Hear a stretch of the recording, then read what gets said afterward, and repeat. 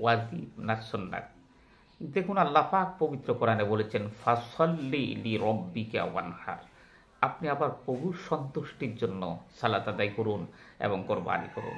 এই আয়াত এবং অসংখ্য হাদিসের নির্দেশ অনুসারে জামহুর উলামায়ে কেরাম কোরবানিকে উজুব তথা ওয়াজিব সাব্যস্ত করেছেন।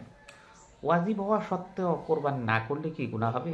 দেখুন, ইচ্ছাকৃত ওয়াজিব তরক করলে কাবিরা গুনাহ এর শামিল। এছাড়াও কোরবানির নির্দেশ সম্পর্কে আল্লাহ রাসূল বলেন, মান ওয়াজাদা সাআতাও ফালাম ইউযাহহি ফালা ইয়াকরুবান্না মুসাল্লানা। যেই ব্যক্তিকে আল্লাহ সামর্থ্য দিয়েছেন কিন্তু সে কোরবানি করলো না, সে যেন আমাদের ঈদগাহের দিকে না আসে।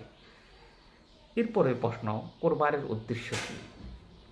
কোরবানির উদ্দেশ্য হচ্ছে আল্লাহকে সন্তুষ্ট করা এবং অন্তরের তাকওয়া। আল্লাহ নিজে সেটা প্রত্যক্ষ করেন। কোরআনে পাকের সূরা হজ্জের ৩৭ নং আয়াতে আল্লাহ বলেন, লা ইয়ানালুল্লাহা লুহুমুহা ওয়ালা দিমাউহা ওয়ালাকিন ইয়ানালুহুত তাকওয়া মিনকুম। আল্লাহ তাআলা তোমাদের কোরবানির গোশত এবং রক্ত কোনোটার দিকে তাকান না, তিনি তাকান তোমাদের হৃদয়ের দিকে, অন্তরের দিকে, তাকওয়ার দিকে, আল্লাহ ভীতির দিকে। এরপরের প্রশ্ন, কোরবানি করার গুরুত্ব এবং কোনো ফজিলত কি আছে?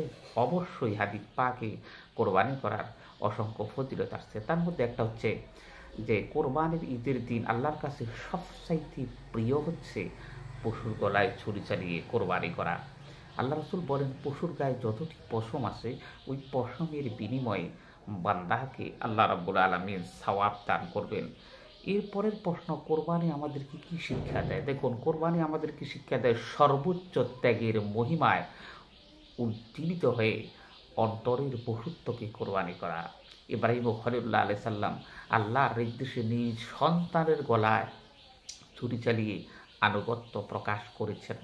আল্লাহর আনুগত্য করা, আল্লাহর ভয় অন্তরে রাখা, ত্যাগের মাধ্যমে প্রকাশ করা। এর পরের প্রশ্ন হচ্ছে, কোরবানি কার উপর ওয়াজিব? হ্যাঁ, কোরবানি ওয়াজিব হওয়ার জন্য জিলহজের ১০, ১১, ১২ এই ৩ দিনের মধ্যে যদি কারো কাছে ৭.৫ তোলা অথবা ৫.৫ তোলা পরিমাণ সম্পদ তার কাছে মওজুদ থাকে, তাহলে ওই ব্যক্তির উপরে কোরবানি করা ওয়াজিব হয়ে যায়। অতিরিক্ত সম্পদ কয়েকটা মিলেও যদি রূপ্য সম্পদের পরিমাণ হয়ে যায়, তারপরও তার উপরে কোরবানি ওয়াজিব ইনশাআল্লাহ। কোরবানি কয়দিন করা যায়? জিলহজের ১০, ১১, ১২ এই ৩ দিন কোরবানি করার নির্দেশনা রয়েছে। তবে কোরবানি জিলহজের ১০ তারিখ করাই সর্বোত্তম। এরপরের প্রশ্ন, কোরবানির সাথে কি আকিকা করা যায়? হ্যাঁ, কোরবানির উদ্দেশ্য এবং আকিকার উদ্দেশ্য এক। কোরবানির সাথে আকিকা করা যাবে এবং কোরবানির গোশত যেভাবে বন্টন হবে সেইভাবে আকিকার গোশত বন্টন হবে, যেভাবে খায় এইভাবে খাবে। এরপরের প্রশ্ন, মৃত ব্যক্তির পক্ষে কোরবানি করা যায়? হ্যাঁ, মৃত ব্যক্তির পক্ষে কোরবানি করা যাবে। নিজের ওযুব আদায় করার পরপর এক পশুর সাথে সাতনাম দেওয়া যায়। রাসূলুল্লাহ সাল্লাল্লাহু আলাইহি সাল্লামের পক্ষে কি কোরবানি করা যাবে? এটা তো উত্তম। হযরত আয়েশা রাদিয়াল্লাহু তাআলাকে রাসূল ওসিয়ত করে গিয়েছেন তাঁর নামে কোরবানি করা। আল্লাহ রাসূল ২টি বকরি কোরবানি দিতেন, একটি উম্মতের নামে, একটি নিজের নামে। এই জন্য আমরা যদি সামর্থ্য থাকে আল্লাহর হাবিবের নামে কোরবানি করার মতো সৌভাগ্য আর কোনটা হতে পারে বলেন? এরপরের প্রশ্ন, বিদেশে অবস্থানরত কেউ যদি দেশে কোরবানি করে তার কোরবানি কি হয়ে যাবে? হ্যাঁ, হয়ে যাবে, কোনো সমস্যা নেই ইনশাআল্লাহ।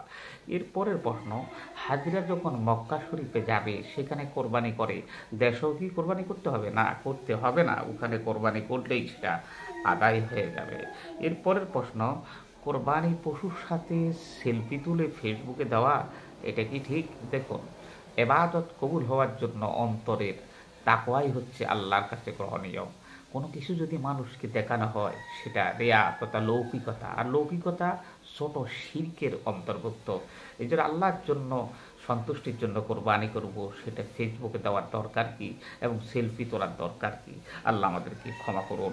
এরপরের প্রশ্ন, শরীকে কোরবানি দেওয়ার বিধান কি? শরীকে কোরবানি দেওয়া জায়েজ। সাত নামে একটা পশুকে, গরু, মহিষ এবং ওট, সাত নামে দেওয়া যাবে, তবে নিষ্কলুষ এবং হালাল টাকা উপার্জনকারীর সাথে দেওয়াই উত্তম। এরপরের প্রশ্ন, হারাম টাকা দিয়ে কোরবানি করলে কি আদায় হবে? না, আল্লাহ রাব্বুল আলামিন পবিত্র। ইন্নাল্লাহা তাইয়্যিবুন লা ইয়াকবালুল্লাহু ইল্লা তাইয়্যিবা। আল্লাহ পবিত্র, তিনি পবিত্র সম্পদ ছাড়া গ্রহণ করেন না। হারাম টাকা দিয়ে কোরবানি দিলে সেটা কবুল হওয়ার গ্যারান্টি নেই।